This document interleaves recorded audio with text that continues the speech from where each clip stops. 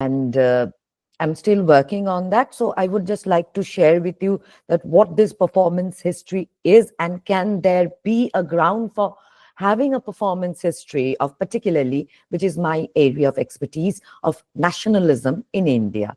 So let me just share my uh,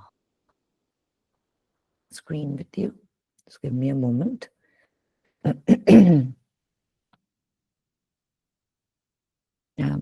My screen is visible, I suppose. Yes, madam. Okay, Yes. okay. Thank you. Right.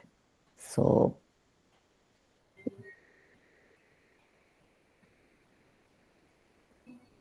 all right. Oh, okay. So the topic that I'll be discussing with you today is, can there be a performance history of nationalism in India? The reason I chose this topic to have this discussion with you all is because performance history is something that is, if I can put it in a rather sensitive way, is a rather misunderstood field of historical studies. Because when we talk of history and historical understanding and research in the present post-structuralist context, it is more cultural history that we talk about, and the different fields of cultural history. No doubt, performance history forms a niche part of that wider part of the cultural history that we have, that has bloomed in the recent years. But it is misunderstood because of the term performance that is attached to history. Because performance, as is understood by most of us, I won't say all, but most of us, we believe that performance has to do with the performative media. But what we miss in that understanding, that performative is not the only part of it. There is something called media as well that is present there. So how that performative media can be settled into understanding, into historical understanding of any period, that is something that people have not been pondering on. However, there have been studies separately on performance studies, where we have eminent scholars like Victor Turner, we have had Richard Sechner, we have had Rustam Barucha, who has worked on the Indian theatre, of course. Uh, However, and there are many other, I'm not naming all of them. However, in what they have not looked into, and they have not tried to clarify, and the other historians have also not tried to incorporate their works or their understanding of Indian history, is that this performative media and the very idea of having a performance history cannot be relegated, or cannot be just uh, limited to few media that is known as the performed media. And to name one, of course, let's call theater.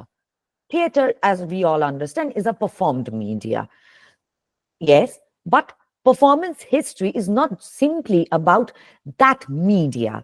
It is also about the media that translates into a medium of communication. So whenever I'm communicating through performance, that should be made a part of our historical understanding. And that is what I'll try to argue today in this presentation.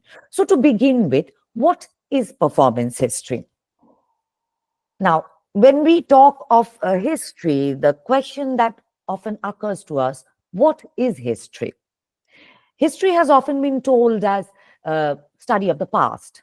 That has always been the standard understanding of history taught to us from our school level. However, history is more than that. As E.H. Carr, one of my favorite historians, in his essay on what is history, he said that history is an unending dialogue between the past and the present. So here, Professor Carr brought the understanding of the past into the present. And how is that unending dialogue taking place?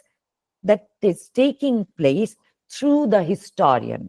The historian looks for what happened, and as well as for how, when, and where did it happen. So these are the questions, standard questions that a historian looks for when he looks into the past, because they're dealing with a time that is gone by, that is no longer here. However, what we forget, and Professor Carr constantly reminded us in his essays, is that historian does not travel to the past. He simply has a looking glass, and he's looking into the past through that looking glass, almost like what Alice had, as Lewis Carroll had said, that there's a looking glass, and through that looking glass, the historian is looking into the past. And he's trying to find out that what happened, how did it happen, when did it happen, where did it happen. But these are like jigsaw puzzles. And it these jigsaw puzzles need to be connected to an adhesive, because these puzzle pieces are scattered all over the places, be it what happened or how did it happen and the other questions. Like jigsaw puzzles, they're scattered all over the places and they need to be connected, and an adhesive is needed. And the historian doesn't go back to the past to get that adhesive. Where does he get the adhesive? If I talk of a historian of our time, let's say he blinkets it. He gets it from his own time. That is where a historian's looking glass into the past comes flowing into his own time, and a relationship is established there. And the historian's presence, it needs to be more than just an account of the action. So when the historian is looking into the past and trying to understand of that bygone time, that what had happened, how it had happened, when it had happened, and trying to find answers to those questions, because people of that time are no longer alive.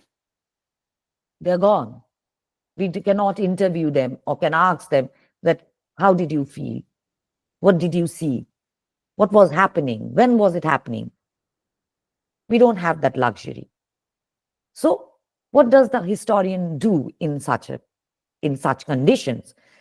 In such conditions, a historian tries to form an account through his own perspective, the adhesive of his own time. He tries to connect these jigsaw puzzle pieces together to form a picture that will make a clear picture for his own time about the past.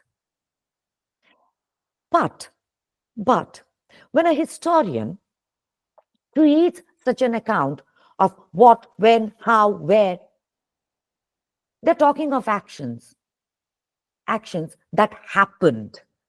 They're talking of the actions that had taken place.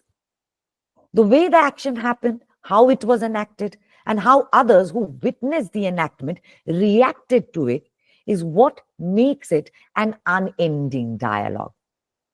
Because this dialogue is always between two people or between more than one person. It is not a monologue, like we say. So more than one person is needed.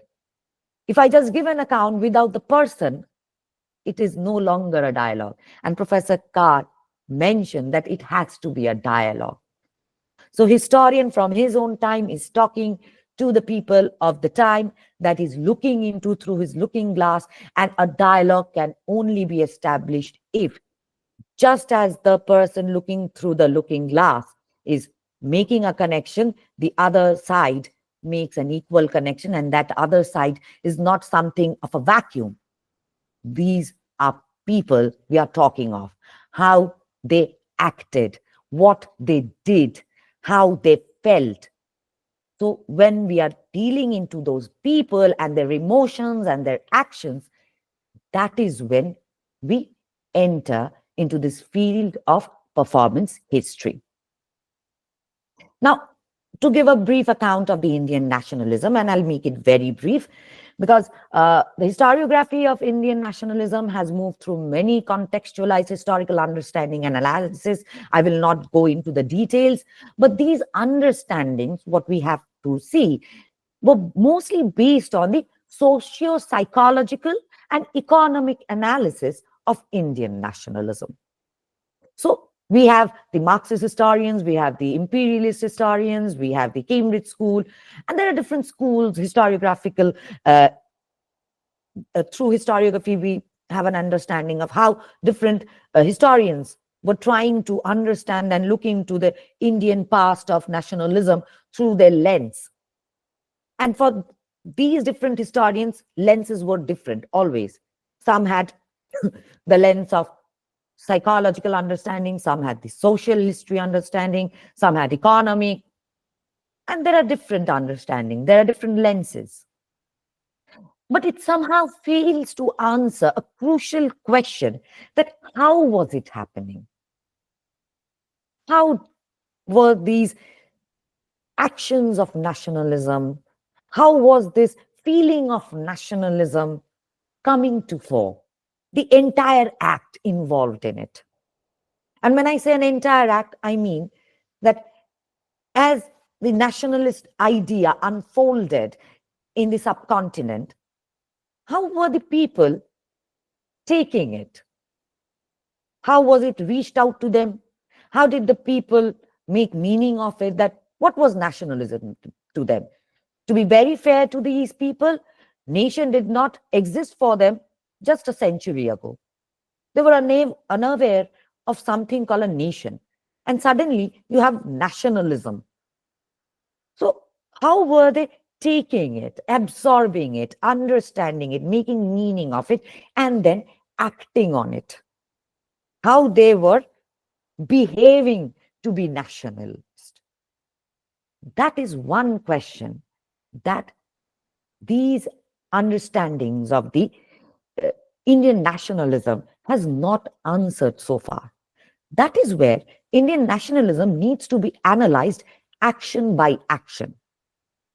And we're not talking of the ideas disseminated by the ideologues, but of the people, of anyone, just anyone walking on the street.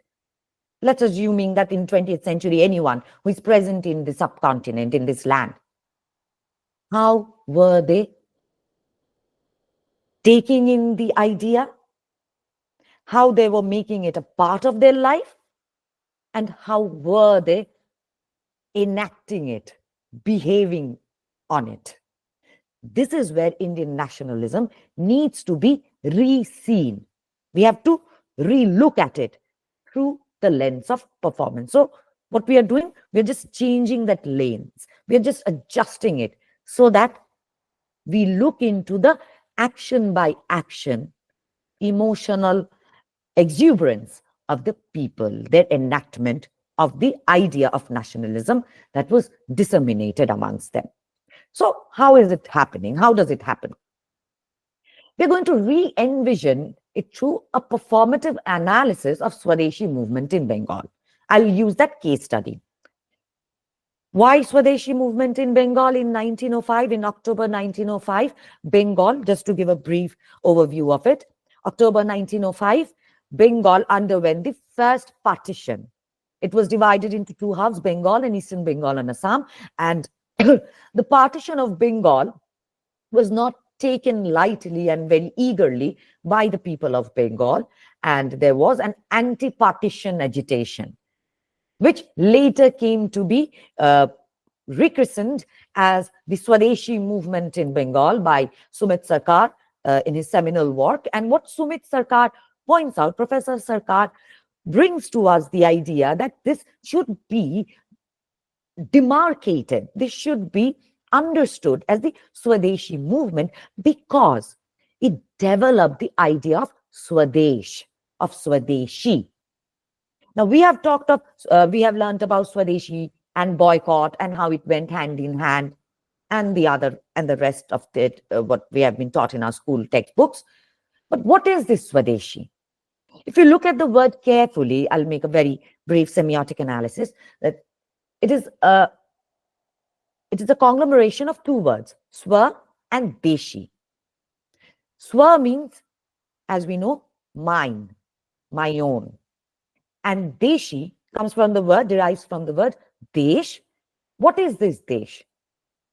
This was a problem, desh, because the very word desh had different meanings for the people of Bengal, let alone the other population of India. Desh to them meant my home, my neighborhood, and the people I know. That is Desh. In fact, as far as I remember, back in the 90s, when we used to visit our rural home, which is near Ranaghat, people would ask us, you have come from which Desh? Kon desh theke এসেছো? So it did not mean that I'm a foreigner and I'm come from a different land, which is not India. To them, Desh meant your land where you have your home. And this was the idea that was prevalent in 19th century. That is the Desh they were thinking of.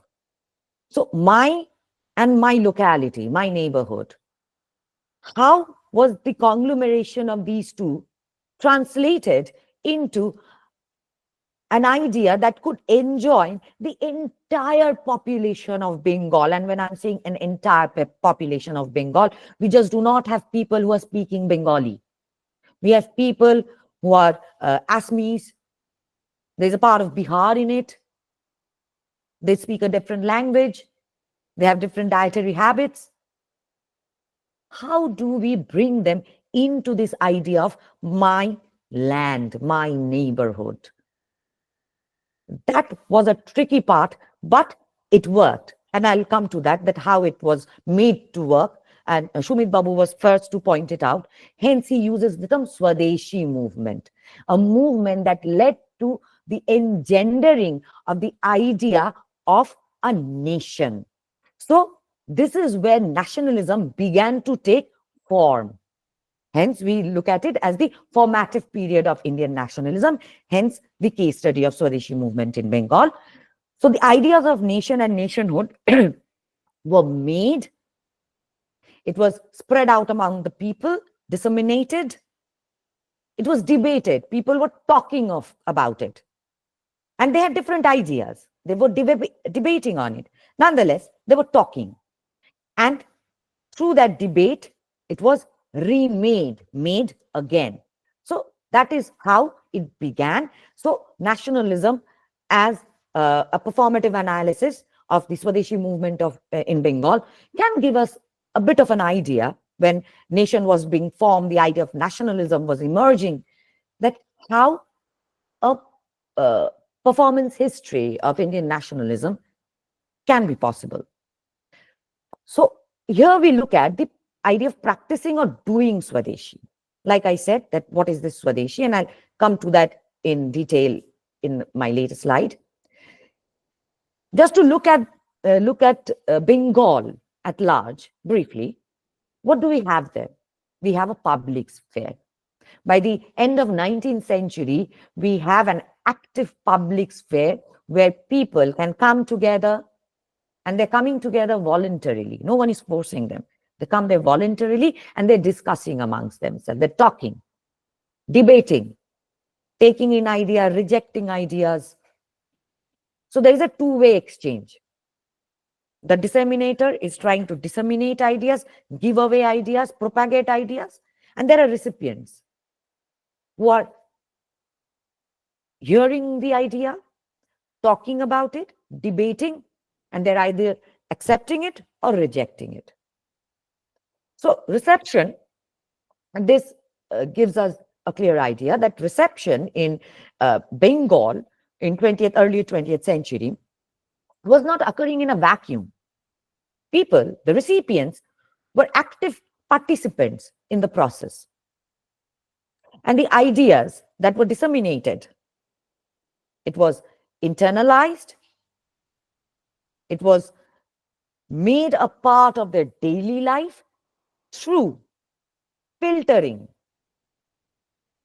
through a filtering of these ideas into the mold of their social, cultural, and private ethos, world ideas, world views. And then they were practicing it in their everyday life. They were professing it, practicing it. So this leads towards to the understanding of nature of everyday Swadeshi. How this nature of everyday Swadeshi can come to us, I'll try to bring to you through few select incidents. Okay, now there is a people, and when their ideas are being disseminated to them, and especially when it is being performed before them, they have a willing suspension of disbelief.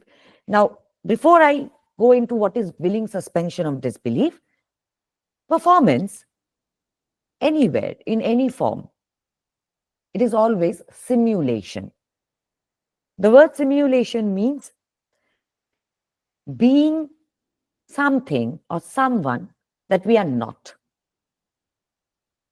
So, performance can also be translated into, if I put it very simply, falsification. Falsification of who I am.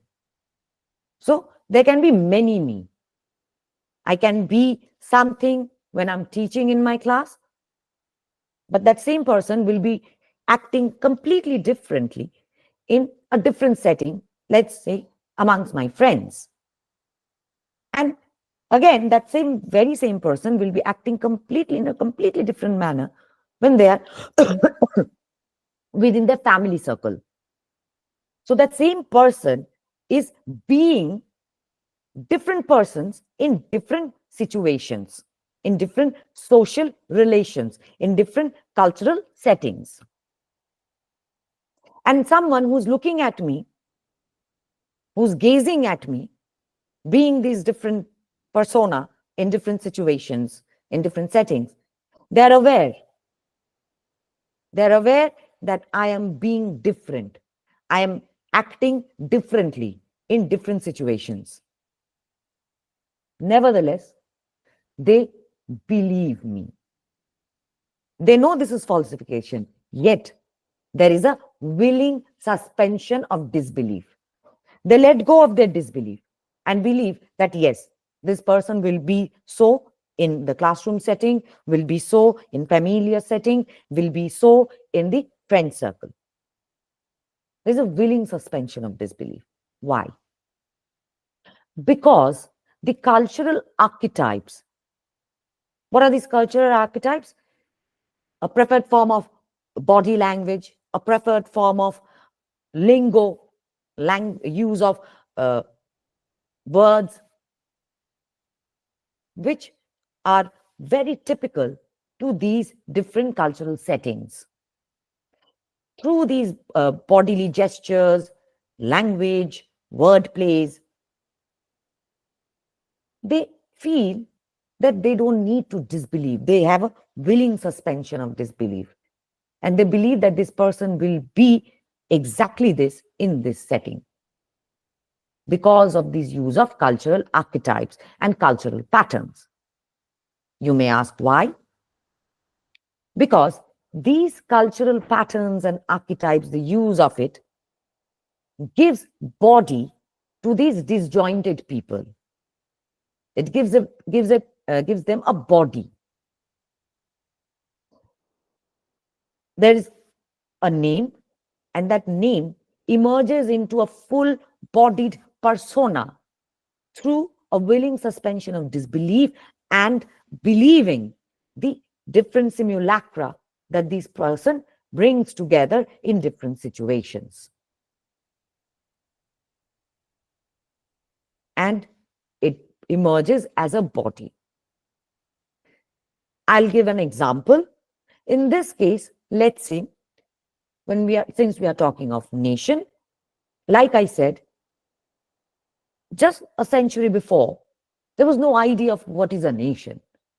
And when there is this huge propaganda, dissemination of the idea of a nation, and people are taking it in the public sphere, they don't know that what is a nation.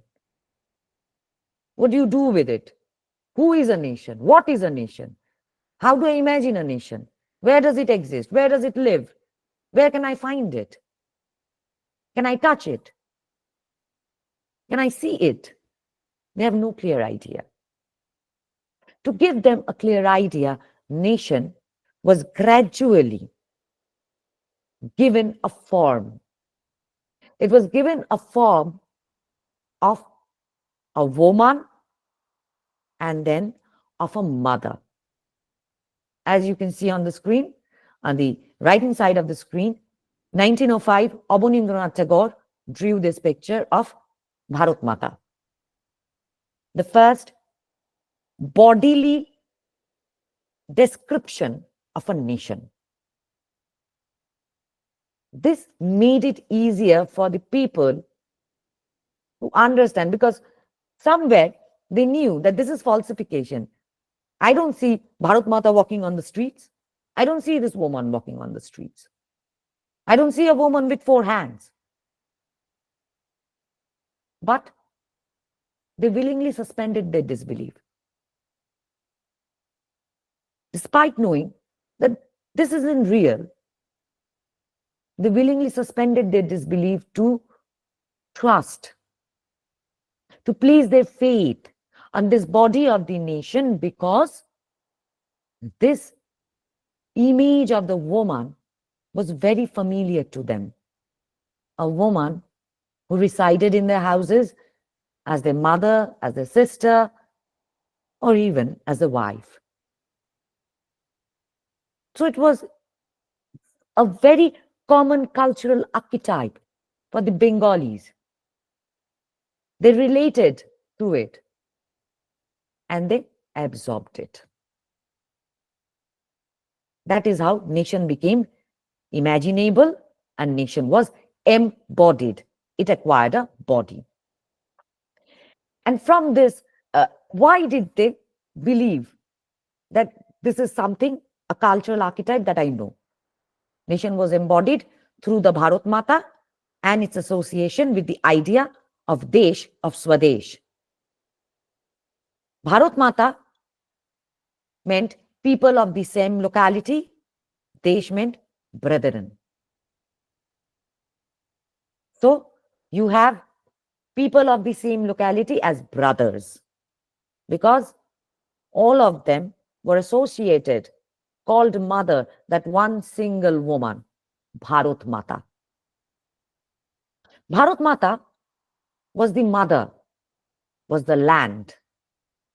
So the idea of the land associated with Desh now became not just a land, but a larger part of their understanding, their motherland, where all of them were sons of the same person, of Bharat Mata, and that made them brothers. A fraternity was established.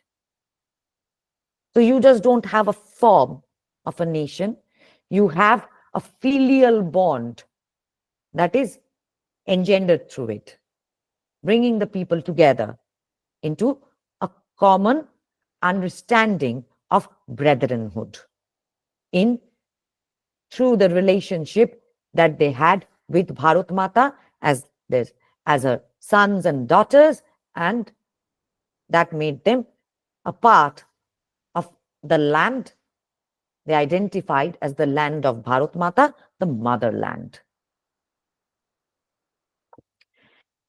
Now, how is this idea, like I showed the picture of drawn by Abanindranath Tagore, this is an idea. Idea was being disseminated in the public sphere. But how? Why would the masses, the people, talk about it? Why should they even think over it? Here, Sumit Sarkar talked of techniques of mass contact. He has a chapter in his book called Techniques of Mass Contact. But here, Sumit Babu just named few media through which the ideologues were giving out the idea to the people. He does not talk of how these ideas were given out to the people that made it so endearing to the masses, so endearing that they absorbed it. I'll give few examples since am trying to critique what Shumit Babu said about techniques of mass contact, and he stopped short of just giving the names of the media that were used by the dialogue. He does not go into the detailed analysis of how these techniques were working. These techniques were working, like I'll give you an example, by maintaining eye contact while a performance was taking place, as did Girish Chandra Ghosh, one of the doyens of Bengali public stage.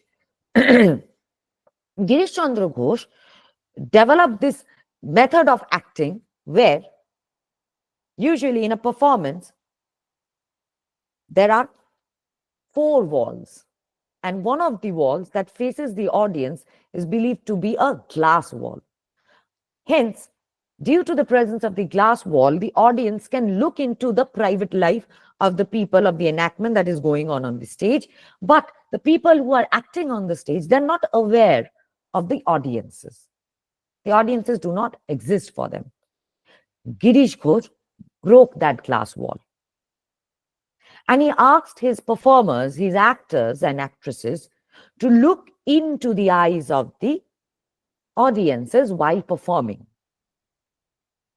That was one way in which people started, the audiences who were gazing at it, gazing at the performance, to develop an instant connection with whatever was happening on stage. It did not seem to them as if it was occurring in someone else's home and they were like peeping Tom, just peeping into it.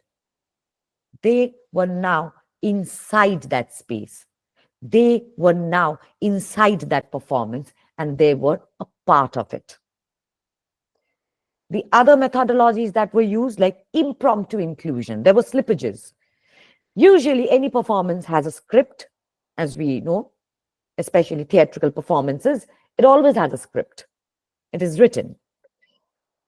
But there are acts which were suddenly included while the performance was being enacted. During the enactment, there were impromptu inclusion. It was suddenly included in it. For example, I'll give an example of Matri Puja. This is a famous play. There were actually 2 of it. One was written by Kunjo Bihari Gangopadhyay, and the other was written and performed by the famous Jatrawala Mukundo Das. Mukundo Das's Matri Puja was nothing like what Kunjo Bihari had written. It was a completely different script. However, interestingly enough, even when the drama police arrested Mukundo Das for seditious performance, they could find no script of the play, of the notorious play as they called it, of the notorious play, Matri Puja. The entire play was impromptu. In every performance, just to be free of colonial surveillance, Mukundo Das kept changing the performance. He kept changing the play. Hence, the colonial police had no proof on which to arrest him or to keep him under bondage. So impromptu inclusion was another thing that excited the people, because every performance they went to for Matri Puja, there was something new to look at. Third, you are there effect.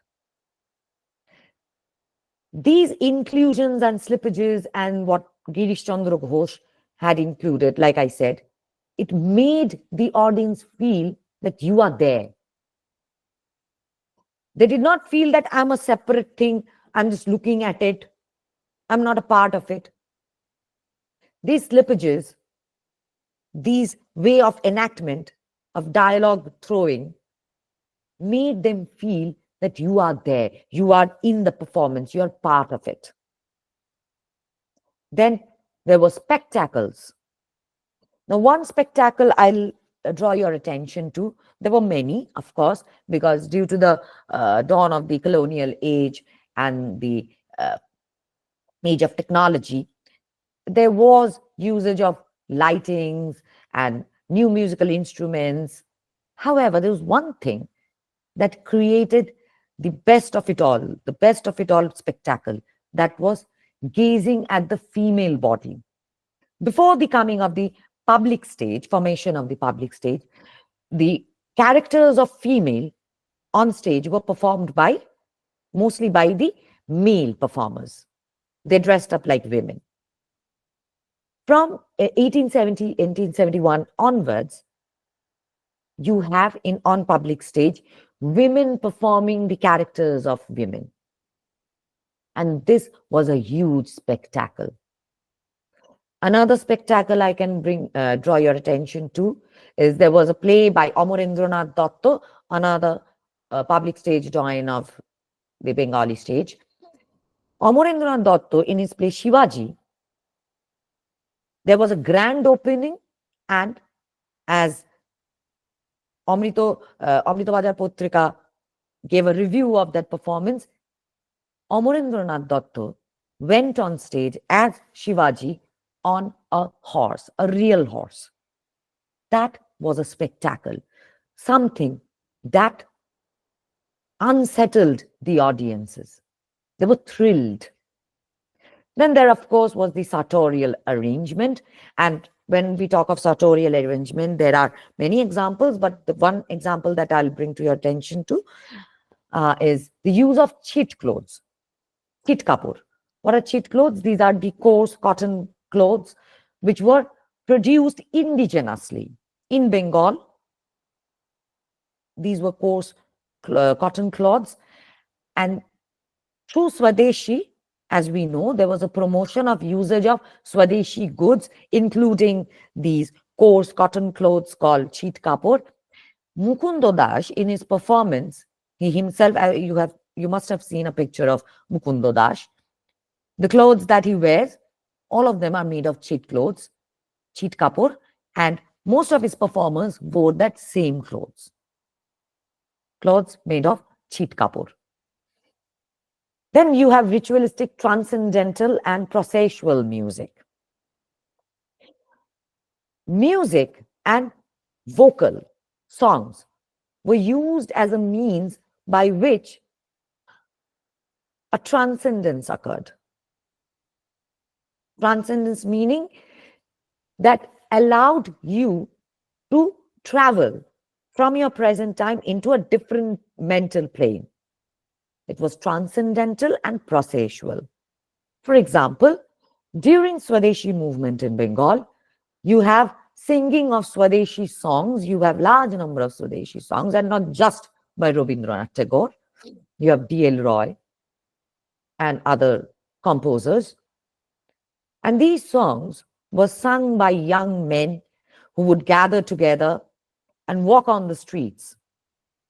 And this was, as the newspaper reports, as well as the official colonial reports say, that these were remarkable because as they passed, the bystanders who were looking at them suddenly started joining in. First, they started singing along, and they joined into the procession. This joining in, standing aside and then joining in, this entire process was one of what I was talking of, dissemination of idea to the bystanders. Bystanders singing it aloud, meaning debating and acceptance, and they are joining in. They are performing the idea that they have received. And the last but not the least, melodramatic excess or the gestures. Performances is all about, not just about dialogues, what we say, it is also about how we use our body, our gestures, while delivering it.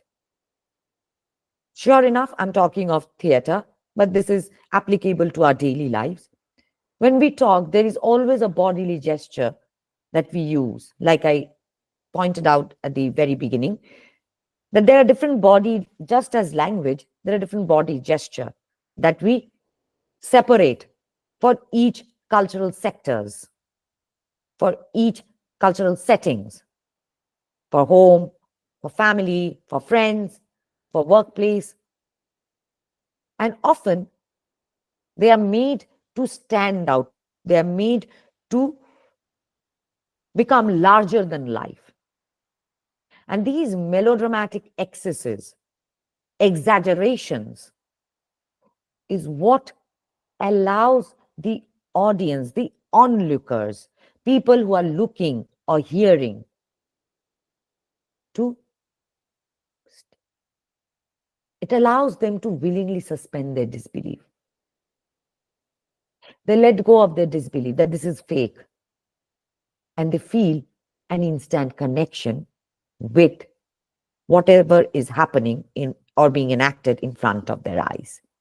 So that is how the idea of the nation, of that filial bond, was disseminated amongst the people. Now, moving on, how did it get equated? Through the act of doing, that is performance. Performative space brought together performers or simulators, one who pretends not to have something they have, with the audience or onlooker. A relationship is built through a willing suspension of disbelief and hidden from the prying eyes of the colonial surveillance, because, mind you, the colonial authorities are very suspicious of these performances, because they feel such body language, such use of words, they are all meant to subvert. They're all meant or directed to the overthrow of the colonial rule, their rule. And they were not ready to let go of this golden land that they have captured. But it was the work of the performances to give out these ideas hidden from the eyes of the colonial surveillance, so that they cannot see, they cannot hear, where they could come together and vent out their feelings. Most of them, maybe for different reasons, they were not happy with the colonial rulers, but they were afraid that if they spoke out against the colonial rulers, there will be repercussions, serious repercussions.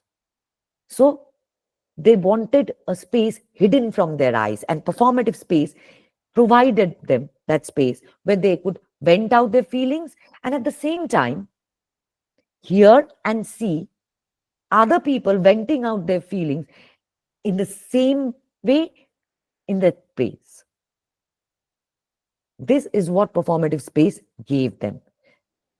And in that moment, where they are venting out their feelings and they can see and hear others venting out the feeling at the same time, they connected with the other onlookers. They connected. This created a publichood where they came together through their venting out of their feelings, gave them power, they became arbiters, and they were passing judgment. This led to an instantaneous recognition of others who did the same at the same time in the performative space, that leading to a birth of a community of emotion. This variety of emotions that is being vented out there, it created a community of emotion that held them together. The two strands of Desh or nation and Attiyo Shajon, all of them came together. How was it being enacted? Now, the people, they have received it, they have molded it into their own understanding, and now how they were enacting. How they were enacting hatred. In 1910, in Bhatpara is close to Shamnagar, there was an incident reported by the weekly report of Director of Criminal Intelligence, where a Jatrapala by the name Shujoggo was supposed to be performed. Now, Shujoggo had been performed earlier in that locality, and this play, Jatrapala, was about an imaginary line where comes a foreign merchant, a foreign merchant company, and they take over the entire land. And the head of that foreign merchant company that comes there is led by a character called Kuhu. Okay, a Kuhawk. Now, local youth of Bhatpara, the day before the performance was to take place in 1910, they conspired amongst themselves to beat up the actor who was to play the role of that foreign merchant Kuhawk in the Pala. Now, this actor who was supposed to play Kuhawk, this guy is Bengali. He's no foreigner. He's part of this land. Yet, the local youth conspired to beat him up. Why? Because to them, through that willing suspension of disbelief, this man was no longer a Bengali. He was that foreign merchant. He was Kuhawk to them. And therefore, they felt they had to take it up in their hands, as the Pala suggests, that you must take back your own land. You must fight for it. So they conspired that, yes, we must fight for our own land and we must beat up this character, Kuhawk, because he is the person, he is the reason we have lost our freedom. That was enacting hatred. People have not just received the idea, they're acting on it. Enacting Swadeshi, 1907. There is another reported incident where Mukundo Das, he was giving out this performance I talked about earlier, Matri Puja, and like I said, it had impromptu inclusions. In Joshore, when he was performing, there was impromptu inclusion of this song, and this is a very popular song by Mukundo Das. Bhenge dao reshmi churi, bongo nari ar porona. Okay, women of Bengal, English made bangles, please do not wear them anymore. And this was very in tune with the idea of Swadeshi and use of indigenous goods that he was trying to promote. Okay. The audiences who were present there, especially the women audiences, they heard the song, the idea that was disseminated to them, that don't wear English made bangles. They internalized it, thought on it, processed it, and how did they act on it? All of these women audiences who were present there in Joshua watching his performance, they broke their English made glass bangles that they were wearing in response, acting on the idea that they had received, internalized. Enacting repugnance. There is another reported incident in 1910 in Bakarganj. The young boys who were viewing or listening to a procession of Swadeshi singers, like I told you earlier, that there used to be processions of singers and bystanders would start singing with them. And there was this police in civil dress, police officer, who was taking notes, making a brief memo that he was supposed to give back to his seniors about this entire performance and the procession. And the young boys who were present there as a part of this procession, they started making fun of the police officer. Now, this police officer, though he's serving the colonial rulers, he's a Bengali guy. Yet, he was presenting to these young boys, he was a sign, an insignia of the colonial rulers, of the colonial rule. So, what did they do? They started following him, and in the course of the party, they started cracking ribald jokes, dirty jokes on him, passing dirty jokes, and started making unpleasant body gestures at him. They were enacting their hatred, that intense hatred they had for the colonial rulers. And in the process of enactment of the idea that they have received, that the colonial rulers are responsible for all the problems that they have, for their lack of freedom. Now, colonial authority, they could not go against it so openly. So instead, what line do they take? They pick up on a representative of the colonial rulers, though he is a part of their own land. Nonetheless, because he's serving the colonial rulers, they feel he is the colonial rule, this police officer, and therefore he must be taught a lesson. hence the ribald jokes and the unpleasant gestures. Then we have enacting violence. Uh, in 1908, at the same time, Lohagara Bazar in Joshore, Kechua Bazar in Khulna, both these places, suddenly notices went up where shops that were selling foreign goods, they were threatened that unless you stop selling foreign goods, your shops will be burned. It will burn to ashes. And in both cases, what is interesting is in both the cases, the notices became visible after a party of Mukunto Das performed there. It was after his performance and the ideas that he disseminated, people internalized it, they then they acted on it, they performed it, performed the idea, where they put up these notices that unless you stop selling foreign goods, your shops will be burnt down. That is enacting violence. Here, what is interesting to note that most of these actions they're talking of, it is against their own people because, like I said, these people are Bengali. People who are being hated, people who are being threatened, they are Bengalis. But to the masses, they're not Bengalis. They're representative of the colonial ruler against whom they have many, many complaints, but they're afraid. They're afraid to speak out. So the act of everyday nationalism was drawn from personal experiences of hegemonic authority practiced through othering. They were constantly othered, that you are natives. You're not as good as the colonial rulers.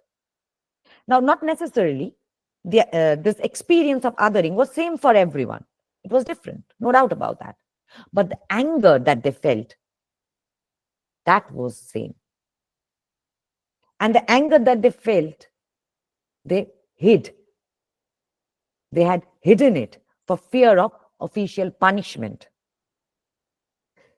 So the seething anger that they had within themselves, all of these people, found a vent in these moments of agitation offered by the space of performance, hidden from the prying eyes of surveillance.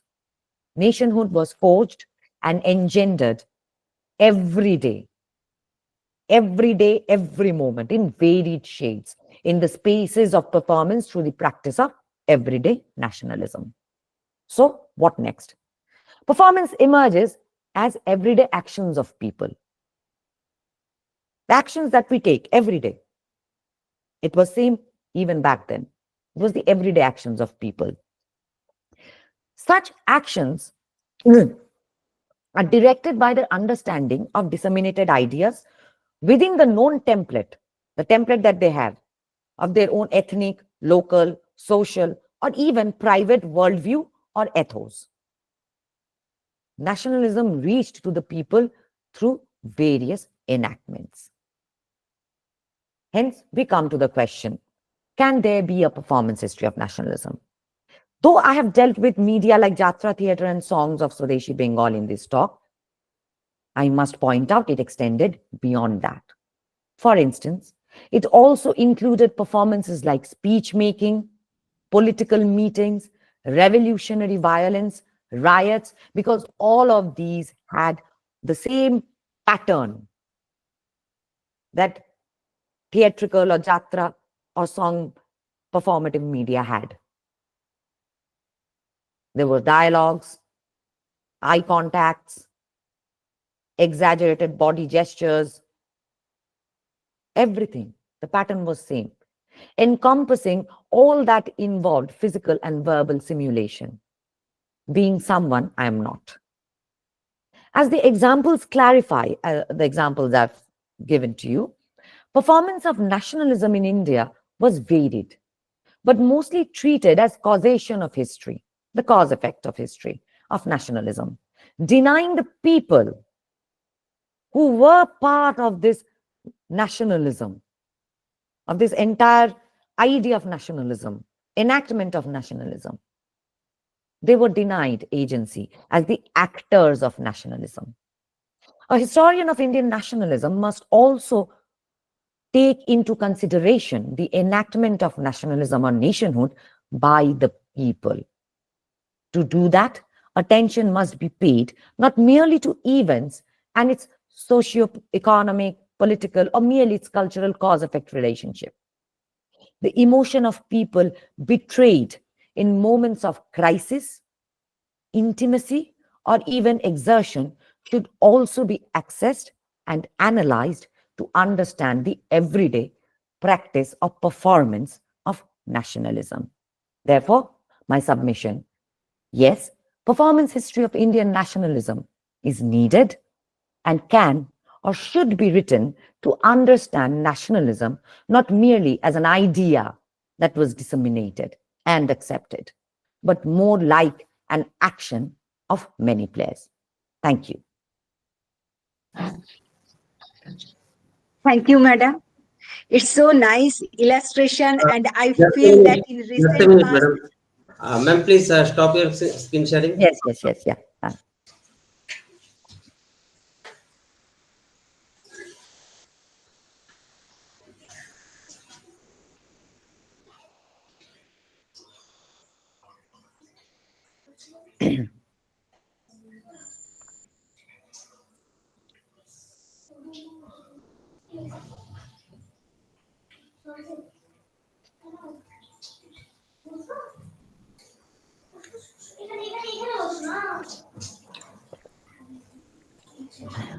Okay, ma'am, start. Yeah. Thank you. I feel in recent past, hardly I have attended such nice, innovative, and so educative lecture session. So, Thank you. and what is national history, my performance history? So nicely you have elaborated and discussed. So it's really interesting to me. And I feel it's interesting to all of our scholars and respected professors. So I would like to take some feedback from Professor Deepika Majumdar before proceed to our advisory board member, Professor Dashgupta. So, Deepika madam, please.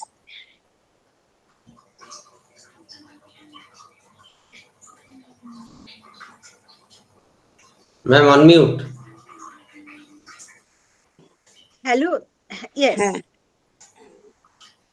Excellent lecture, innovative lecture, and also very interestingly depicted. I'm actually fascinated by your oratory. Very, very good.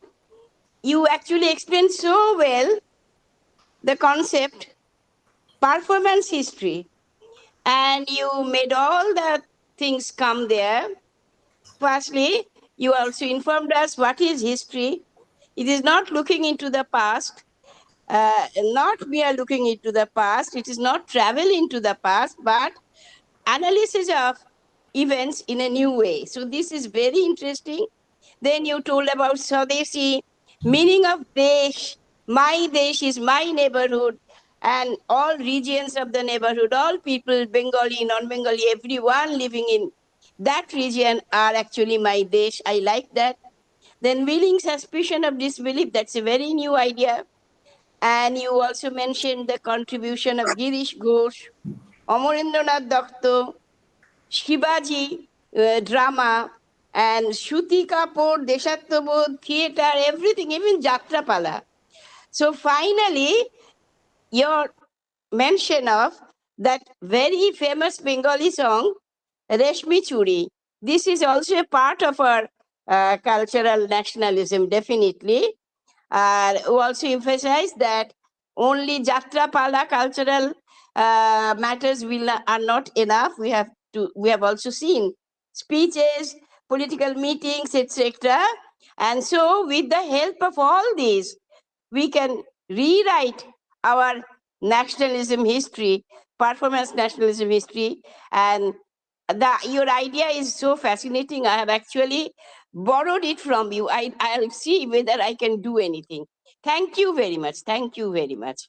And all thanks are also due to our Modak Academy, its founder, and it's all the people who are there, Gargi and others. Okay. Thank you, thank you, thank Thank you, madam. you. So now I will invite our advisory board member, Professor Monotosh Dasgupta sir. Sir, please. Thank you. Good evening, everybody. Uh, my heartiest thanks to Professor Pandit. There is a rhetoric in English that is called interrogation. It means there is a question mark, but answer is not required. The answer is embedded in the question itself. Thus, here the topic was, can there be a performance history of nationalism in India? Note of interrogation. And in this question, actually the answer is embedded. And that the answer is embedded is fully explained, elaborated, and enunciated by Professor Pandit eloquently and in a very lucid, splendid manner. There is a kinship between, I feel rather, a kinship between Professor Pandit and myself, because she is an assistant professor of Mankar College. Once I had an opportunity to go to the college on event of an inspection, and I still recall in the wall just in front of the college, there had been an inscription, Jibon Amar Dham, one করে মোর ধাম জিলা বর্ধমানে. So therefore, it is a pleasant surprise also to have have a meeting with such a person who hails from that college. Apart from that, it is a very splendid lecture, and more splendid was the subject. And subject, it is it is very important topic and relevant topic for the present moment, not only of India, but throughout the world. This world nationalism, it requires a greater elaboration, and the mightier meaning behind it must be enunciated and explained and brought out. I thank Professor Pandit for the splendid way, excellent way he has dealt with this nationalism with respect to our India. On behalf of myself and on behalf of my academy, our academy rather, and I think it will not be exaggerated if I say on behalf of the whole members of the audience, I extend my heartiest welcome to Professor Pandit and hope that we will have her in our midst in course of some lectures on some relevant or allied subjects. Thank you. Thank you, sir. So Yes. today we